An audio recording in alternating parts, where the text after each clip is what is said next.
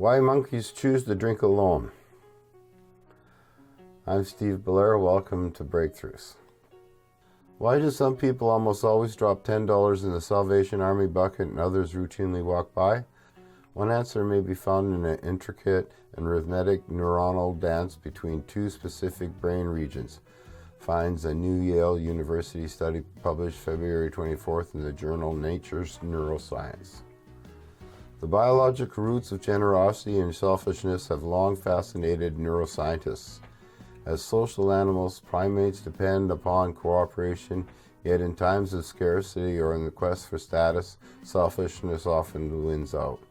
Global imaging studies in humans have shown many brain regions seem to be involved in decisions about sharing. Yale's Steve Chang and colleagues decided to focus on neuronal activity between two specific brain regions of monkeys faced with a decision about whether or not to share juice fruit with another monkey. In one scenario, the monkey could decide to give the drink to a companion or throw it out. In an alternative scenario, they could drink the fruit juice alone or simultaneously share a drink with another monkey. It turns out monkeys like to drink alone.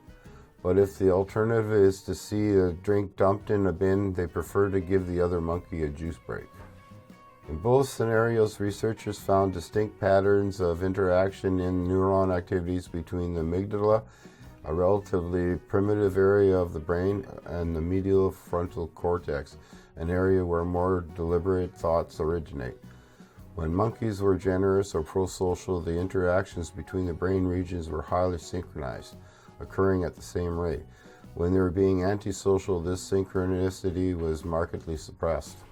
The researchers found that they could use the differences in synchronicity of the interactions to predict what decision the monkey had made. They merely had to look at the neuronal data. We found a unique signature of neural synchrony that reflects whether a pro-social or anti-social decision was made, said Chang, senior author of the Nature Neuroscience paper and an assistant professor of psychology and neuroscience. He and his team also found other key differentiating characteristics in the brain during decision making. For instance, when animals were being pro-social, neuronal interactions were transmitted at one frequency, and when antisocial at another frequency. The frequency was determined by the brain region in which the neurons fired. I'll leave a link in the description to the article, and as usual, please like, share, subscribe, and take care.